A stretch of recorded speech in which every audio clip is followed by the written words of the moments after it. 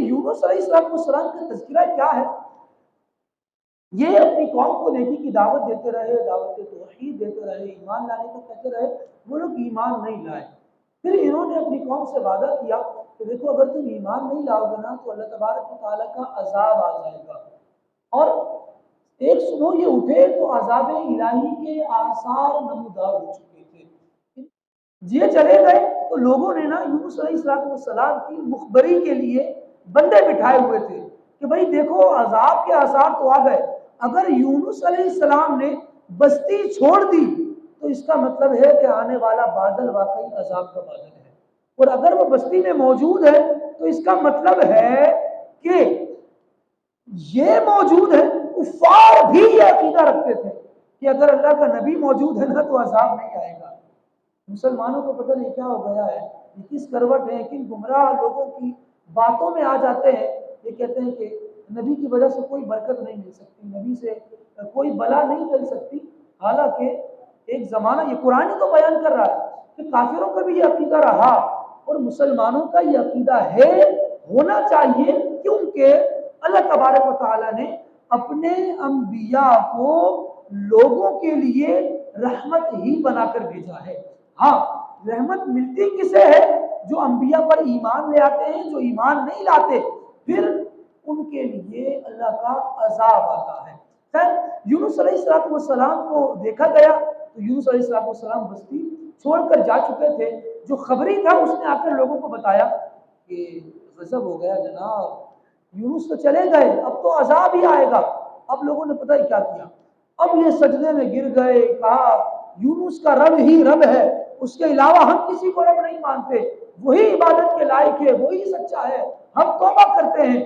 قرآن مجید میں سورہ یونس میں ہی اس کو بیان کیا گیا، فرمایا فلولا کانت قریۃ آمنت فنفعها ایمانها الا قوم یونس۔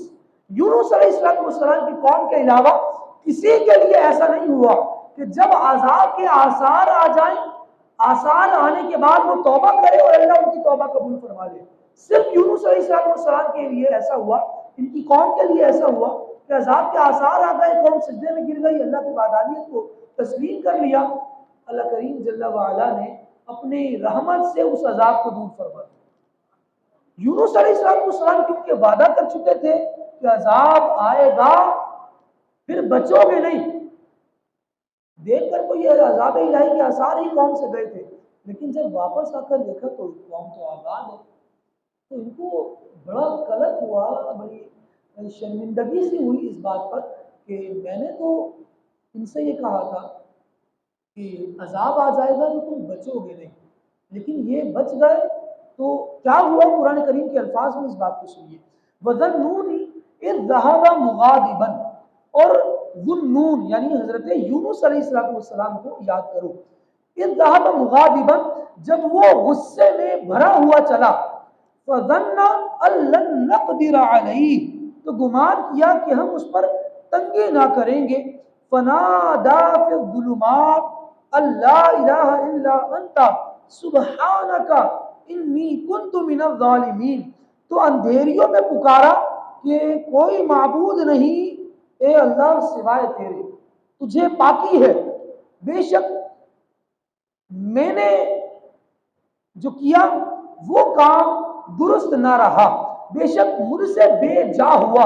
سید اعلیٰ رحمۃ اللہ تعالیٰ کے قربان جائے، کیا زبردست ترجمہ کیا ہے، کہتے ہیں بے شک مجھ سے بے جا ہوا، یعنی مجھے ایسا نہیں کرنا چاہیے تھا، جب تو نے لوگوں کو معاف کر دیا تھا تو مجھے ان میں آ جانا چاہیے تھا، میں نے اپنی مرضی سے ایک فیصلہ لیا جس کا نتیجہ جو ہے وہ یوں سامنے آیا، جب وہ واپس پلٹے تو ایک سمندر کی راہ لی، سمندر میں یہ ہوا کہ جو لوگ کشتی میں سوار تھے انہوں نے کہا کہ کوئی بندہ ایسا ہے کہ جو اپنے مالک سے فرار ہو کر کشتی میں آیا ہے، وہ کون ہے؟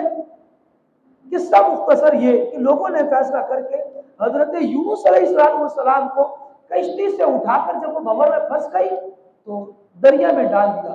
جب دریا میں ڈالا گیا تو دریا کے اندر خود ایک اندھیرا، لیکن اس اندھیرے کے باوجود مچھلی نے حضرت یونس علیہ السلام کو کھا لیا۔ جو رب العالمین جل وعلا نے یہاں ارشاد فرمایا نا، فنادا فی الظلمات، یونس نے اندھیریوں میں اپنے رب کو پکارا. تو اندھیریوں سے مراد کیا ہے؟ ایک اندھیرا تو مچھلی کے پیٹ میں ہونا ہے اور دوسرا مچھلی خود سمندر کے اندر تھی. اندھیرے پر اندھیرا. لیکن جب انہوں نے اپنے رب کو پکارا اور اپنے رب کی رحمت کی طرف متوجہ ہوئے تو رب العالمین نے ارشاد فرمایا فاستجبنا له، ہم نے ان کی پکار کو سن لیا. ونجیناہ من الغم، اور جس غم میں ان کا دل ڈوبا جا رہا تھا کہ میرے مولا میں نے یہ کیا کیا، رب العالمین ارشاد فرما رہا ہے ہم نے یونس کو اس غم سے بھی نجات عطا فرمائی. اب مزید مسلمانوں کے لیے کیا موٹیویشن ہے؟